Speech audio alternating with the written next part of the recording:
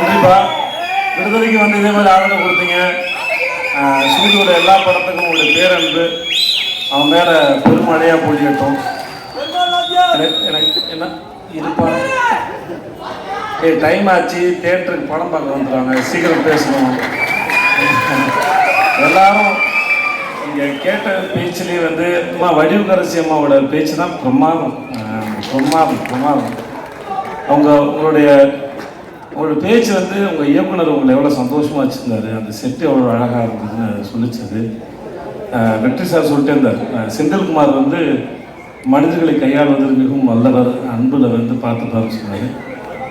செந்தில் நம்மளும் ஒரு படம் பண்ணுவோம், ரொம்ப அது எனக்கு உங்கள் எல்லாத்தாண்டி உங்கள் அது பக்கத்தில் உட்காந்து உங்களுடைய பெரிய மூத்த சகோதரனை போல் ஒரு தகப்பன் சாலத்தில் உட்காந்து உங்களை ரசிச்சுட்டே இருந்தார். வெற்றி சார் வந்து குதிச்சுட்டே இருந்தார். அது மாதிரி எனக்கு உங்களை பற்றி முழுசாக தெரியாது, பட் ஆனால் கேட்கறதுக்கும் கடைசியில் வடிவுக்கரசியமாக பேசும்போது அவங்க எவ்வளோ கம்ஃபர்டபுளாக எவ்வளோ சந்தோஷம் ரசிச்சிருக்காங்க, எவ்வளோ விஷயத்தை அப்சர்வ் பண்ணியிருக்காங்கன்னு தெரிஞ்சு ரொம்ப நல்லா இருந்தது, சந்தோஷமாக இருந்தது.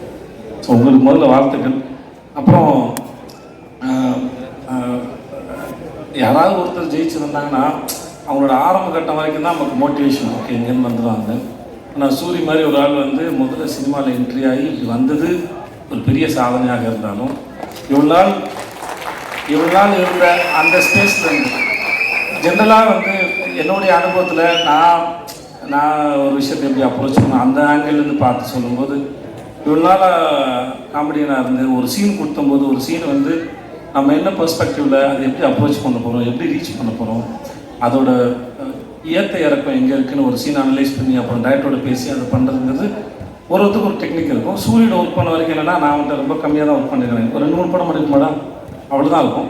ஆனால் ஒரு சீனுக்குள்ள இந்த காமெடியை மட்டும் தேடின ஒரு மூளை வந்து ஒரு ஸ்டேஜுக்கு அப்புறம் இத்தனை வருஷம் ப்ராக்டிஸ் பண்ணிட்டு அது எப்படி ஒரு ப்ரொட்டகனிஸ்டாக கதையின் நாயகனாக வந்து அதை ப்ரெசென்ட் பண்ண போகிறோங்கிறத யோசிக்கிறது பெரும் கஷ்டம். அது நான் ரொம்ப நாளாக ஒரே ஃபார்மில் யோசிச்சுட்டு அதுக்கு உடச்ச இன்னொரு ஃபார்ம் உடைக்கிறதுங்கிறது. விடுதலைக்கு அப்புறம் அவனுக்கு கருடனை போல் ஒரு படம் வரதும், அடுத்து சிவாவோட ப்ரொடக்ஷனில் இவன் வினோதோட படம் அது வரதும் அவனை அடுத்தடுத்து ஹீரோவை பொசிஷன் பண்ணுறதுல அவன் வாழ்க்கை நடக்கிற இந்த படத்தோட இந்த ட்ரெயிலரோட முதல் வசனத்தை போல் இயற்கையும் அந்த கடவுளும் அவனை வந்து சிறப்பாக அவனுக்கு வரம் கொடுத்து ஆசீர்வதிச்சுக்கான நம்புகிறேன். அவனோட அடுத்தடுத்த படங்களும் அவன் மேலே ஒரு நல்ல ஒரு எதிர்பார்ப்பை ஏற்படுத்துது. அவனை ஹீரோவை மோல்டு பண்ணுறதுக்கும் அது ரொம்ப அழகாக வடிவமைக்குதுன்னு அதை பார்க்குறேன். அதை பார்த்து ரொம்ப ரசிக்கிறேன் நான். நம்ம ஊர் மூஞ்சி ரொம்ப அழகான சிறந்த கருப்பான அழகாக நீ வாழ்க வளர்க நல்லா இருப்பேன். இங்கே வந்தது அத்தனை பேருக்கும் நன்றி. அடுத்த முறை மதுரை மட்டும் இல்லாமல் அகில உலக அப்படி தான் போட்டு நிறையா ஊரில் அவனுக்கு மேலே வர பஸ்ஸு 1-2 இல்லாமல் இன்னும் நிறைய பஸ்ஸுக்கு ஆள் வைப்போம். வாழ்க. நன்றி. நாங்கள் நன்றி. தேங்க்யூ.